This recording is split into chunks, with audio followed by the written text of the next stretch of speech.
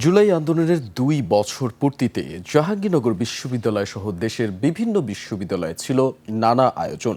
তবে আন্দোলন নিয়ে সামাজিক যোগাযোগ মাধ্যমে কটাক্ষের অভিযোগে জাহাঙ্গীরনগর বিশ্ববিদ্যালয়ে এক শিক্ষার্থীকে আটক করে প্রশাসনের কাছে হস্তান্তর করেছেন ছাত্র সংগঠনের নেতাকর্মীরা।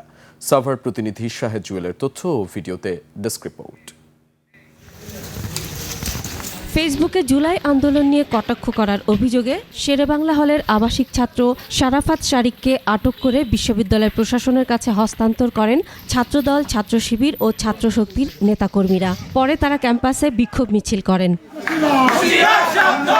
এরপর জুলাই চিত্র প্রদর্শনী, স্মৃতি স্বাক্ষর কর্মসূচি ও আলোচনা সভায় অংশ নেন আন্দোলনে অংশগ্রহণকারী শিক্ষার্থী, আহত ব্যক্তি এবং নিহতদের স্বজনরা।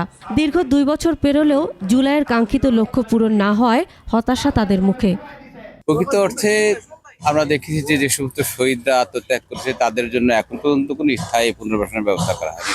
অনেক আহত যারা আছে তাদের সুচিকিৎসার ব্যবস্থা এখন পর্যন্ত হয়নি। আমি আমার ছেলের প্রাণের বিচার চাই, বিচারও আমি ঠিকমতো এখনো পাইনি।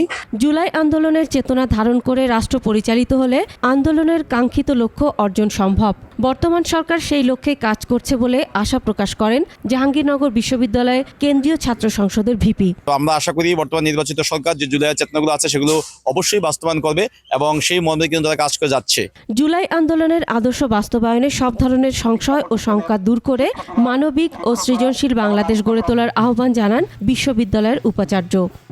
আমরা যারা থাকবো না, কোনো এক সময় যখন জুলাই স্মরণ হবে, এই রচনাগুলোই তাদেরকে আমাদের যে বক্তব্য তাদের কাছে পৌঁছে দেবে।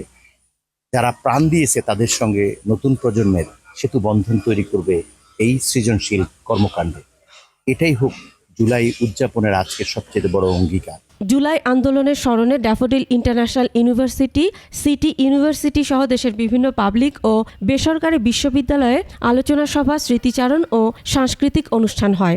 সাভারেও বিভিন্ন সামাজিক, সাংস্কৃতিক ও শিক্ষা প্রতিষ্ঠানের উদ্যোগে পালিত হয় জুলাই আন্দোলনের ২য় বর্ষপূর্তি। এ সময় স্মরণ করা হয় সাভার অঞ্চলে আন্দোলনে নিহত ৭১ শহীদ এবং আহতদের আত্মত্যাগ। মাসুম আলিসা, ডেস্ক রিপোর্ট, ২১শে টেলিভিশন।